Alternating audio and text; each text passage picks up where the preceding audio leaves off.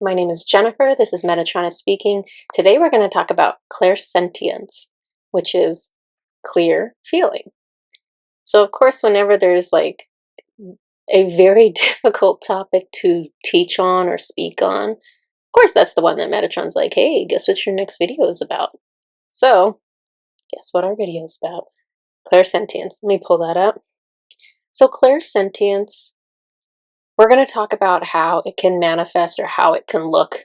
Um, in different ways because it's not a one size fits all type of psychic gift or psychic ability.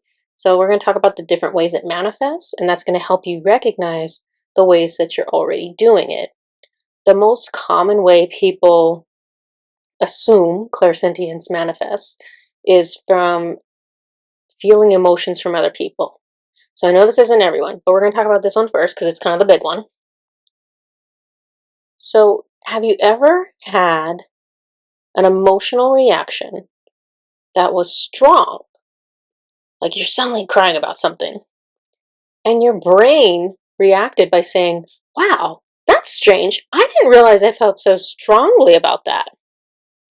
So if that has happened to you, and your brain is saying one thing and your body is completely reacting another, that is clairsentience. Your brain is reacting that way because it is not your emotion.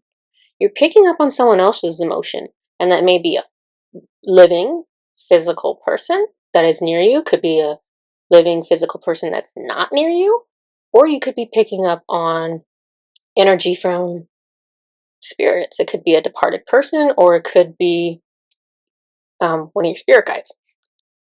So, the way I experience this, and it's funny because I kind of cheat. I'll tell you. So, for me, what'll happen is that I'll say something to my guides, and then I'll start crying.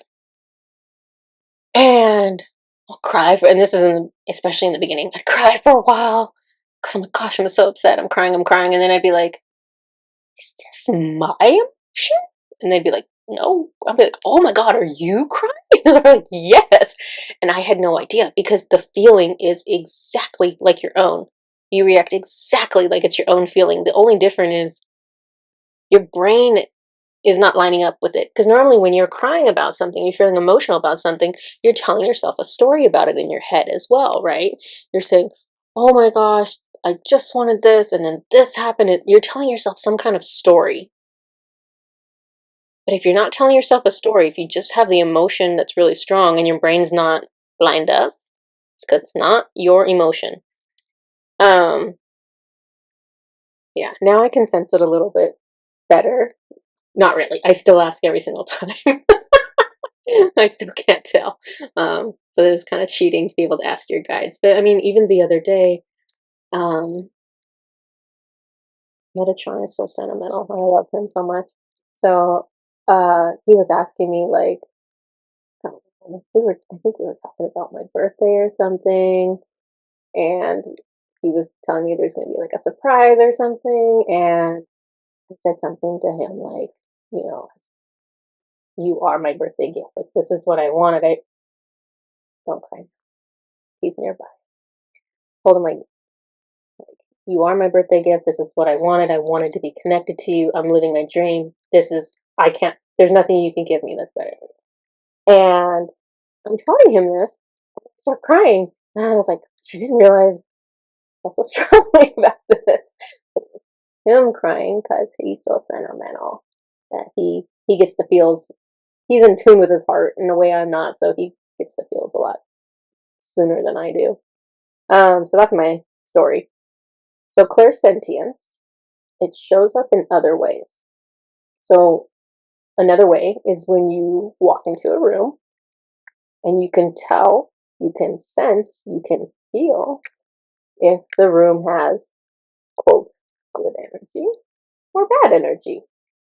So what is happening when people walk into a room and they can feel the energy of the room? Could be a couple things. So let's say you feel bad energy. If there was an argument in that space, it's a low vibrational energy. And it doesn't even matter low vibrational, high vibrational. All energy interacts and imprints on other energy. Everything's made of energy. So if you have an argument and you're standing next to a table, the energy of your argument is going to potentially stick to that table. It's going to imprint on that table. So if you have enough arguments or any kind of event that's a low vibrational event in a space, the space can start feeling like the event. So, thinking of horrible examples right now, but let's just say, you know, like if you're a police officer and you walk into a home and it's a home where there's been some like chronic abuse going on. I mean, if they have any ability of clairsentience, you can feel that when you walk into that home or when you walk into that room. Um, the other option, so that's like if there's like assuming a lower amount of bad energy, if you get an extremely strong feeling of negative energy from a space, it's really likely that it's a demonic attachment, either to people who are currently in that room or to the room itself. It's actually a lot more common than you think. I mean, if I wasn't doing clearings for myself twice a day, it would be quite easy to get a demonic attachment because every time you drop down into sad, angry, frustrated, I don't know, every time you drop down into a lower emotion, there's an opportunity there for them to jump onto your energy because you're the same vibration. And then even when you go to try to raise your energy up a little bit more, they're still hanging on there. They keep you down. So, not something to be terrified about because most demons are pretty mindless, but some of them aren't.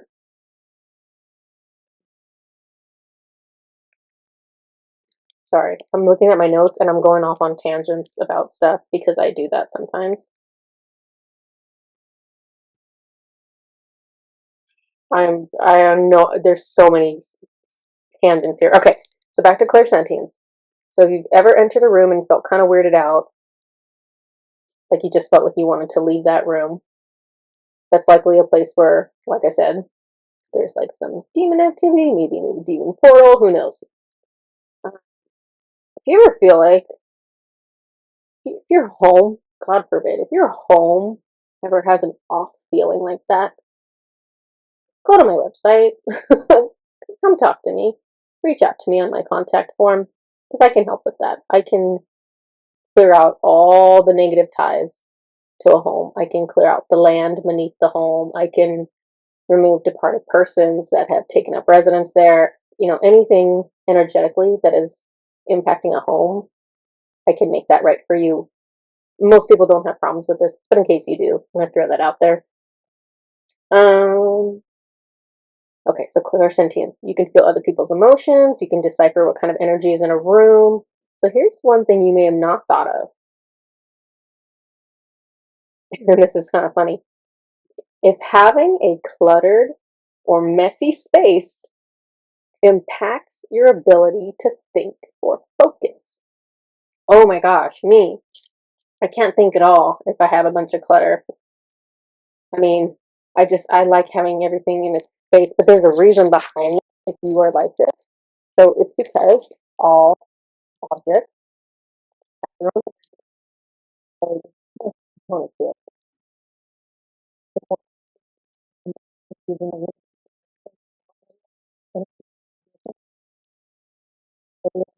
With my lower grade, some ability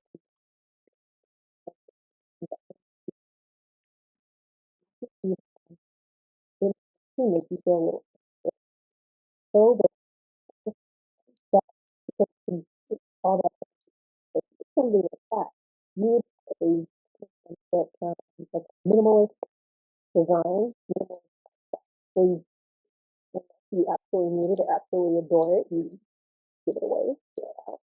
Um, you might benefit from like feng shui design, where you're being more mindful of the energy flow in your home. if it's not about having too many objects, if it's really more about it being cluttered, um, reading my notes. I'm just gonna read my notes. Okay. So I say maybe just add a plant or a crystal to a space to help bring in more of the energy you have. So that's one way to change the energy in a room if you're sensitive to it. And then I'm talking about my own home. My own home is like it used to not be super cluttered, but now it's like I look like I own a crystal store. Now I have crystals, and I love it, and it makes me happy. So that clutter doesn't bother me at all. But yeah, it's probably because crystals are high vibrational. So even if they're all over the place, bringing the vibe up, it's like, okay, this is fine. Another sentence shows up. You physically feel other people. Oh, you physically feel other people's pain. Um, I'm not getting a super specific story, but I'm going to give you general stories. So the only way that I ever experienced other people's pain, two ways, and it's based in one truth. I only get that empathic reaction when I know the soul, when I have a history with that soul. And the two scenarios that will cause it is when I'm trying to help their energy. So if I'm trying to do a healing for you and I know you, there's a good chance that I'm going to feel whatever suffering you're going through as I'm healing you. The other situation is when I work in the astral realm, where I'm helping people who are no longer alive get from that in-between space back to the light. If I, because I've done this a lot for people I don't know. I've gone in there a lot and just moved over whoever was ready, or maybe I targeted a certain group based on how they died, or maybe I was for somebody in the moon.